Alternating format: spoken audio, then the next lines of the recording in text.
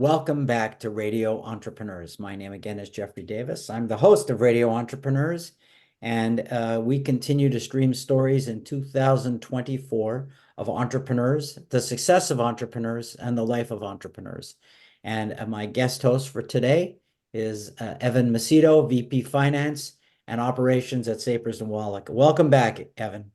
Thank you, Jeffrey. It's a pleasure to be here. I know you all know me, one of Boston's best financial advisory, employee benefit, and executive benefit firms. We have introduced so many or interviewed so many wonderful guests here, and we just keep it going. And we have another wonderful guest to speak with today. That's great. So let me introduce her. We won't take any more time. It's Jennifer Cresswell, founder and principal of Thoughtgro. Is that correct? It's Thoughtgro, Jeffrey, but thank you so much for having me on the show today. Well, I apologize for my bad eyesight. You saw I was just staring at my screen. Sorry about that. I hope it's not, I haven't offended you, but tell us about Thoughtgro. Yes, so Thoughtgro is a business consulting and leadership coaching company. I founded Thoughtgro almost 2 years ago now, after taking what I like to call my career path, the road less traveled. From an engineering degree to corporate America in the world of finance, to consulting and a full service marketing agency, then to going really small to a very small agency, growing it and selling it in February of 2020, which was a very interesting experience. Stayed on with them through the early stages of the pandemic, got them set up to prosper, and really enjoyed what I had done. So started Thoughtgro to be able to help other businesses scale successfully. Well, what an interesting journey. It's not unusual for me to understand journeys. But from an engineering to marketing, quite a quadre of specialties that you now, I'm sure, use to work with entrepreneurs and business leaders, a lot of different skills that a lot of people don't have. That's true. And I think, that one of the things that I take from engineering specifically and my background there, but also through my business life, my business career so far, is my love of solving problems and how I approach problems and look at them in a specific way. And then I've always been a great communicator. I'm not going to apologize for it. No one should. And I think that's a differentiator too, because there are so many people out there running their businesses. They're true visionaries. They know where they want to go, but oftentimes they need some help in bringing their team along, inspiring them and empowering them to do their best work to reach that vision. And Jennifer, I think that's a perfect segment into what I wanted to ask you.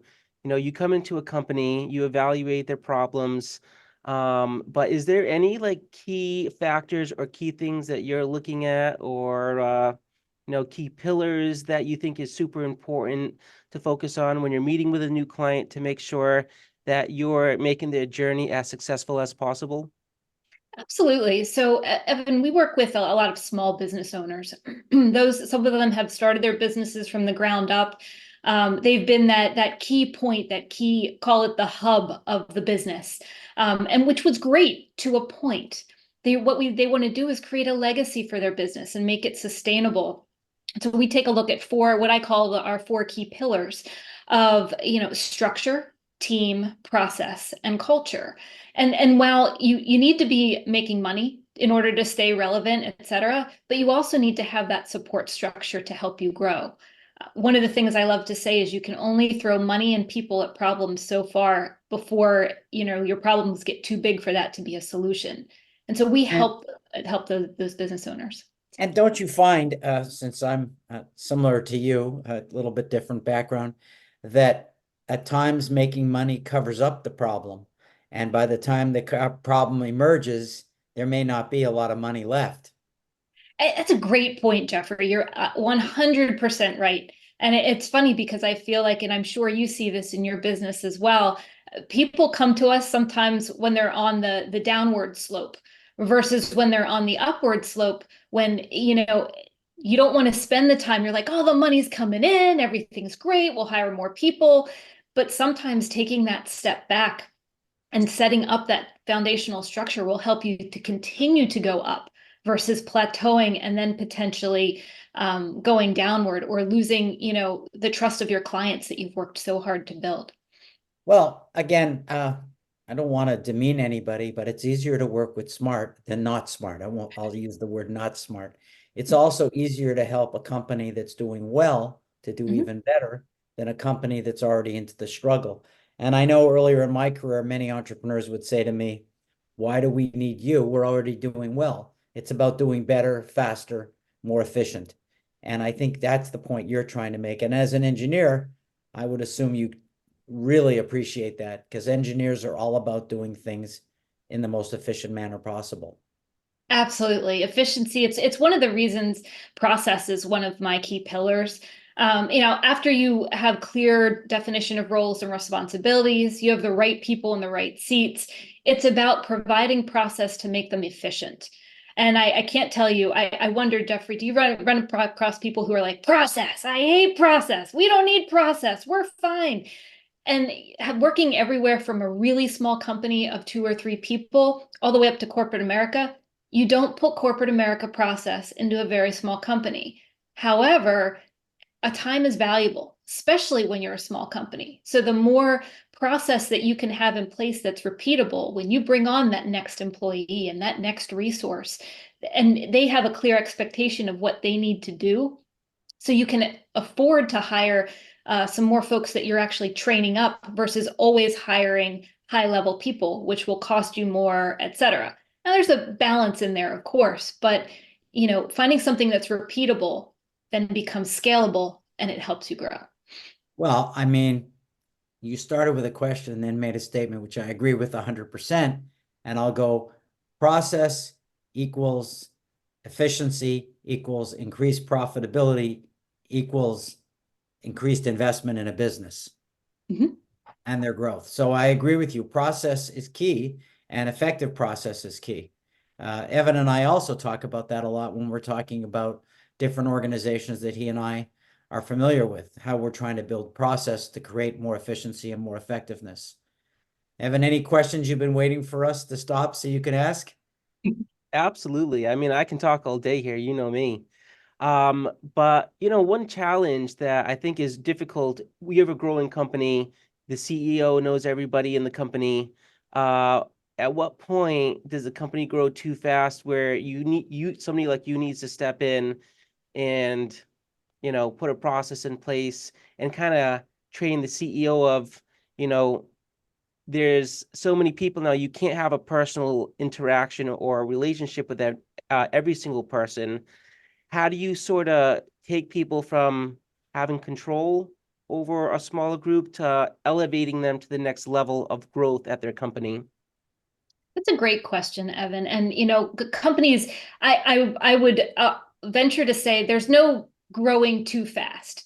That said, when you are growing fast or even just experiencing large growth, there's a difference between having a personal relationship with everyone in your company and connecting personally with everyone in your company. And I think that's what we really focus on is you don't have to have that personal relationship where you'd invite them over for dinner or, see them outside of work on a regular basis.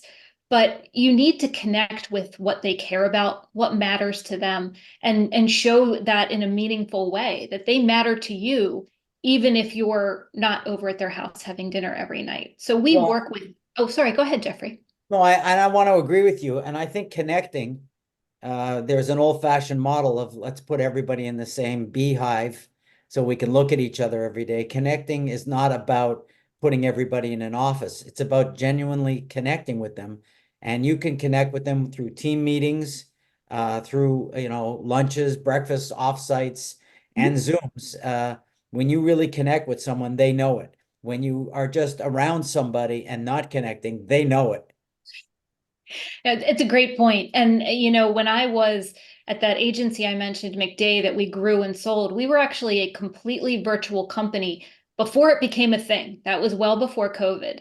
And so, finding ways to connect with people, we had most of our resources were on the Eastern Seaboard, but there were some out in the Midwest, et cetera, and even one in California.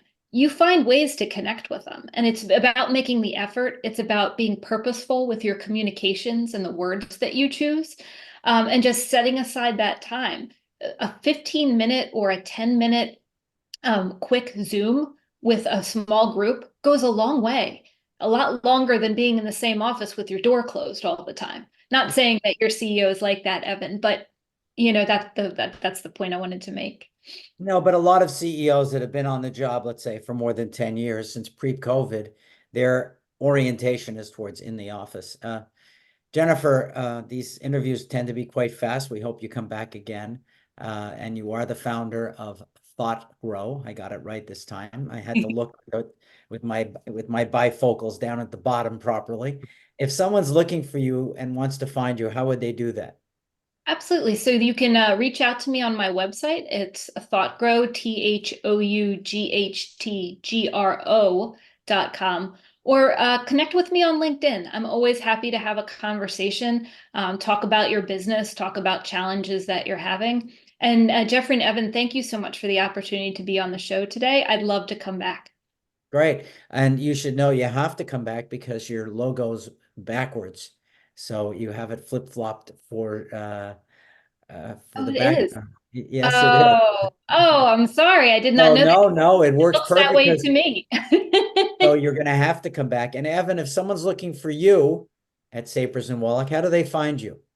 Well, very easily, Jeffrey. You can go to sapers-wallack.com. You'll see me and the rest of our financial advisors on our team page. And if you ever want to talk about your personal investments, your employee benefits, or executive benefits, I'd love to speak with you. Great. I don't want to remind everybody, this is Radio Entrepreneurs, and we'll be back with more interviews after this break.